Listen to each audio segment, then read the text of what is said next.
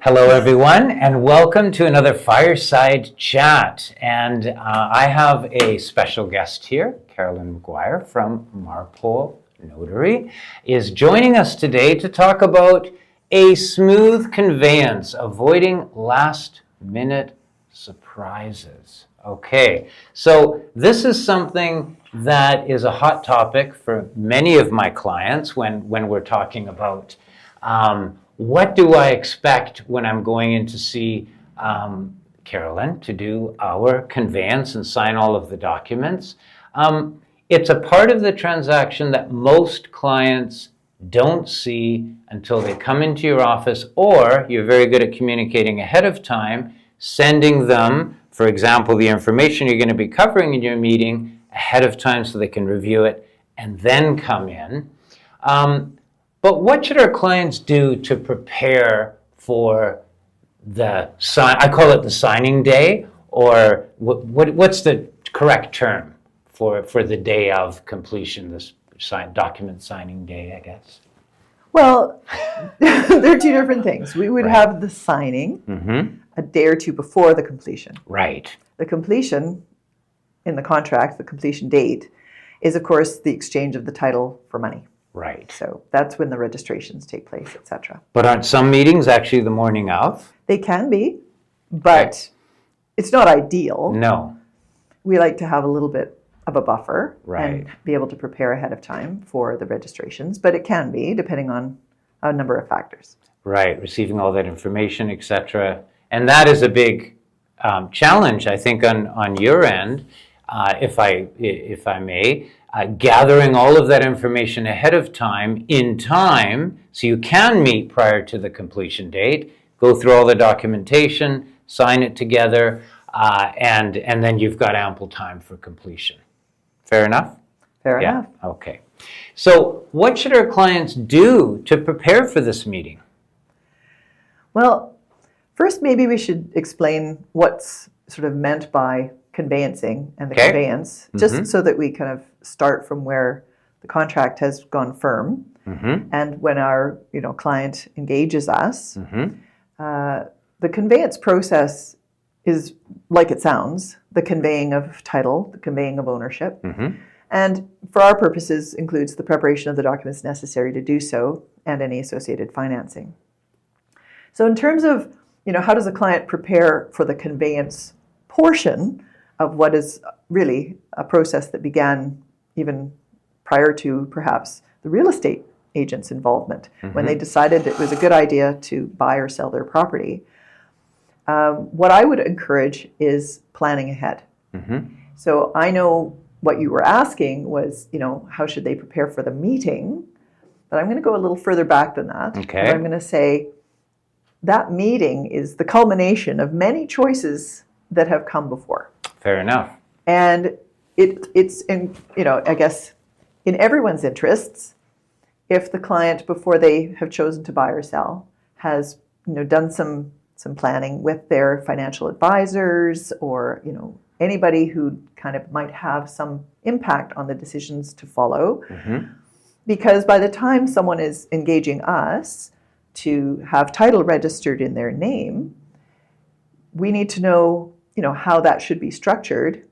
And you'd be surprised that even at that point, after the contract has already been accepted and approved and the financing in place and everything, that they're still maybe thinking about whether this person or that person should be on title or how the co-ownership should be structured and things like that. Right. And that's where I say how to prepare for a smooth conveyance is to prepare before you've even committed in the contract, so that you can see ahead to what your end game is. Because that's where we are trying to facilitate what you want, what is the plan. But some people haven't got a plan before they get to our office. And that's where we want to help them right from the moment we are engaged to keep them informed and make sure that they get the advice that they need to make the choices that result in a very smooth meeting a day or two before the completion date. Fair enough. That makes sense. That was a long answer for a very simple question, but I guess what I'm trying to say is that the conveyance, because it is the culmination of, this decision to own property or to sell property, as the case may be. The process started a long time before we got involved, and we just want to make sure that the icing on the cake, is as delicious as the rest of the I like that dessert. analogy. I like that analogy. It's kind of like the icing on it's the final step, more or less. Okay, what are some last-minute issues that could cause delays? Well, there are obviously a number of things that can, happen in life. And so we'll not get too involved in some of the stories I could tell you about, last minute going into premature labor. Oh my God. We could tell you stories about, airline strikes and, from people trying to come back to sign their documents. Right. We could talk about snowstorms, and we could talk about, over the years, all the complications of life can certainly get in the way. But I think your question had more to do with, what is it that we can predict and help people with. Right. Yeah. And so the kinds of surprises, I think, as much as we try to avoid any surprises through, communication and transparency and planning, sometimes it can be the client themselves who, at the last minute, makes a new decision, swerves off the path, which is their prerogative, but we all have to adapt. Right. And sometimes there isn't an understanding of how much time something takes to adapt. We've seen, for example, people who, and I'm not saying that if I were in their position, I wouldn't be doing the same, but they negotiate a last-minute price reduction or something. But it impacts on their financing. There's a cascade effect. Impacts everything. On the entire, transaction, because, if it throws off their ratios for loan to value, or if it means that the lender can't lend them the same amount, it means we were re-instructed, it means, the entire conveyance has to be revisited based on a significant price reduction. Right. But of course, you can't tell people not to get a better price for the property. Yes, of course. But we just need enough time to adapt. So that's really what it comes down to, is keeping everybody informed about what can we do within the time we have, or can we change the time we have. Fair enough. And as a realtor, I know you guys are preparing well ahead of time. And if clients are saying, well, should we shift the date by this amount or that amount, because it turns out my partner who's signing with me is on vacation and they want to stay longer, or whatever. It depends on the lead time to the transaction. And we have to do up addendums, we have to get all parties to sign, and then we need to get it off to you guys so you can change everything in time for your meeting. So last minute changes, I can see, are a fairly big issue. What is one tip that you could give a buyer or a seller ahead of the conveyance to ensure a smooth conveyance? Or provide more than one tip if you'd like. Well, I think it just comes down to essentially what I started with, which is plan ahead and engage in the process. Keep in touch. Be part of the process. In other words, I'm sure this is true for many firms, we send out a lot of information and we make a lot of information available, and we encourage questions to be asked, and we encourage communication. So through communication and transparency, the whole idea for both parties, conveyancing firm and client, is to avoid the surprises. And the only way you can do that is for everybody to be on the same page. Because sometimes if it's a surprise, it can be a surprise to everyone. It can. For example, it can be, a lender coming up with a new pre-funding requirement. Like, we thought we were good, but we're not going to fund today because we've decided we need this other piece of information from the borrower. Wow. It doesn't happen very often, but it can happen, and it's frustrating for everyone because And you can't predict those. No. And it wouldn't have mattered how well informed and planned and communicative the client was when it comes from another source. Right. So we all, in our industry, are known for problem solving and having to adapt on the fly, and that's what we do. But there are some surprises that can't be avoided. But then again, the team approach is the best way to find a solution. Makes sense. What I'm seeing today more of than I've seen in the past is people going through multiple lenders to find the best fit for their transaction. And we will get appraisal request after appraisal request and with different lenders, and we don't know who they're ending up with. The question I have for you is, how close to the completion should a lender be still considering different the buyer still consider different lending options? How much lead time do they need to prepare the mortgage documents and for you to prepare all of the paperwork ahead of completion? Is it 2 weeks? Is it a month? I know there's not a defined timeline, but it is something that's happening. And I've got clients who are saying, hey, Van City's got a special on a 5-year mortgage. I'm going to call them up. And I go, well, Bob, you're completing next week. And I'm pretty sure the mortgage documents are well underway, if not already at your conveyancer. At what point should I be saying, hey, it's a little bit late for that? Tough question. In your position, I think you don't need to answer that question. Okay. I think you want to put that back to the lender and the conveyancing firm. Right. Because, again, putting ourselves in the position that they are, we would want the best rate. We would want those things, and we want the best for them. But to answer the question, what's that cutoff? It depends. It depends on the lender. Okay. It depends on the property. It depends on many things. I mean, I don't want to pick a number or a date out of the hat. It can vary dramatically. It's like the person you started with who said, what should I be paying for that property over there? Is listed at this. Right. Well, I can tell you, without naming names, that there are some lenders. It's a spectrum of, shall we say, high maintenance, low maintenance lenders. Okay, fair enough. Where some can turn things around quickly. They're communicative. You can have your money in your trust account on closing with very little muss and fuss. At the other end of the spectrum, high maintenance lenders, they go through a process that involves many parties.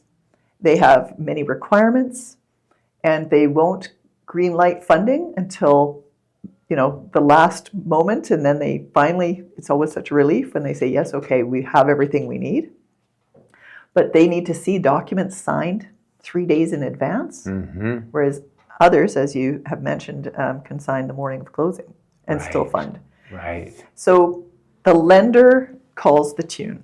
Okay. How soon we get the mortgage instructions is how soon we can start meeting those pre-funding requirements, and how much it takes to meet those pre-funding requirements determines whether we'll have money in our trust account for the completion date. Okay, so it's the good old answer, it depends. That was the best answer, honestly. Okay, well, there you go. And that's good advice, because that will be something that does come up periodically. And what should they be doing? Should they be speaking with the lender directly and getting some kind of guidance, or have the lender, if they're thinking of switching in a fairly short period ahead of completion, have the lenders and you talk? What's the best process? Well, I'm certainly, and I'm sure people in my position would be open to having that communication directly with the lender. Right. I mean, that's the best way is, going back to the first, comment about, everybody being on the same page, working as a team, the communication and transparency. It's important to know what other members of the team need and by when, under any given circumstances. And that's why I think it's important that clients, build a team of professionals around them that work well together, because they'll reach out to each other and support that client. Okay. And that's true for the mortgage brokers and the bankers. Same thing. They know their internal systems better than any of us. And we need to be able to rely on them to tell us, when are we going to have those mortgage instructions? Right. I have a question for you. Okay. This is just off the cuff. Speaking on that, it's quite interesting because it is so different with each lender, I'm sure. Somebody phones you and says, Carolynne, I know we're completing soon, but there's a 5-year mortgage special with TD, for example. We're thinking of taking that particular offer from them. Do you have somebody back east in TD that you can call on this, or do they need to go through their branch to put you in touch with somebody that's dealing with that particular offer? What kind of communication takes place? They phone you and they say, is it too late? What do you do? Well, again, it depends. Right. Because you've used TD as an example, but even TD has 2 faces to their mortgages. They have the broker channel and they have the branch fulfilled. Right. So to answer your question, it depends. I can't even tell you for TD specifically until I know who the client is dealing with. Okay. So if it's the branch, then yes, they're branch professional. If it's a mortgage broker, then the broker. Those are the people we deal with, are the same people the client deals with until we're instructed. Once we're instructed, we are assigned a funder, someone who's going to be evaluating the pre-funding conditions and releasing the funds into our trust account. Okay, that makes total sense. Okay, everything's gone smoothly. The completion has taken place. What should the buyer and or the seller do following completion? Is there any kind of a checklist that they should be going through? Well, I mean, as far as we're concerned, we will report to our client right up until, like, a buyer has a state of title certificate evidencing, job done, they own the property and such, as it was meant to be. And the seller, of course, will have received, all the funds that they're entitled to. And so our engagement will complete when we've met all our clients' expectations. But what they can do, well, I mean, I'd say record keeping is important. They should know when their accountant asks them for the statements of adjustments, where to look for it, because we will have provided it to them. They should hold on to it. Right. Obviously, we wish them every happiness in their new home. So there's, I'm sure, a lot of moving and furniture buying to do. But the other thing maybe, and this brings to mind the other notary in our firm, Carmen Dennis, is to use this as an opportunity to revisit your planning documents. So wills, powers of attorney, your asset structuring. Talk to your accountant. This is a significant asset in your portfolio. How does that impact now on your estate planning? That's good advice. So in terms of the conveyance, we'll report until everybody's happy. But other than that, live happily ever after. That's the best advice. That's excellent. And that title search, how you pull that immediately on completion day or the following day? How quickly does that get checked? If you're talking about the state of title certificate, yes, that waits until the seller's mortgage or other financial charges have been fully removed. Okay. As well as the new ownership change. So that, depending on timing of that, it can be anywhere from 2 weeks to 2 months before that's ready to send. Fair enough. That's interesting. Boy. Okay.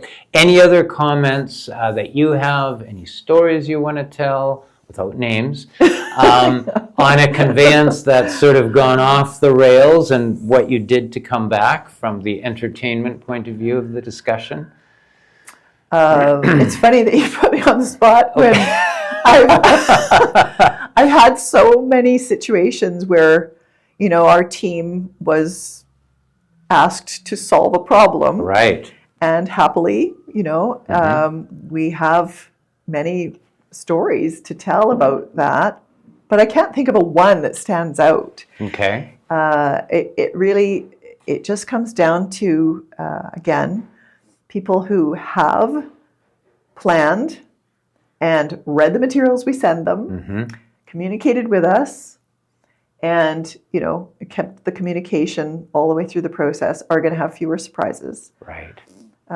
Some of the circumstances that I mentioned earlier, we did have. I'm visiting people in hospital and things like that, which were unplanned. So that's something that can come up. Those are situations that are just life circumstances. Right.